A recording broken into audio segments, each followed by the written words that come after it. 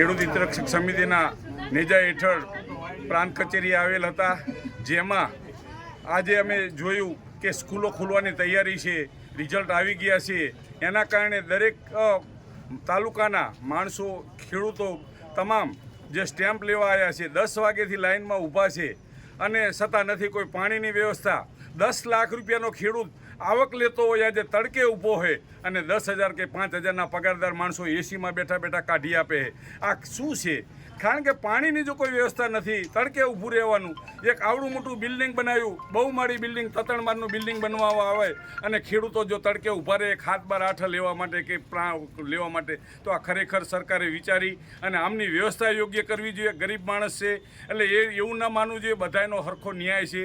તો આ માટે સરકાર તાત્કાલિક નિર્ણય લઈ અને તમામ માણસોને સાંયે ઊભા રાખે, પાણીની વ્યવસ્થા કરે. કારણ કે સ્ટેમ્પની આવક કેટલી તાલુકાની, કુલ આવક તમે વિચાર કરો, એટલી આવક આવે છતાં જો સ્ટેમ્પ કઢાવવાવાળો માણસ તડકે તપે આજે 2-2 કલાકથી લાઇનમાં ઊભો છે, તો કોઈ બસ ભણતર નહીં, શિક્ષણ નહીં, એના કારણે આપણે સહન કરવાનું ન થઈ શકે. સહન જો ભવિષ્યમાં આ બાબત સુધારો નહીં આવે તો અમે મોટું આંદોલન પણ કરશું. માં motor driving, safe and sure driving.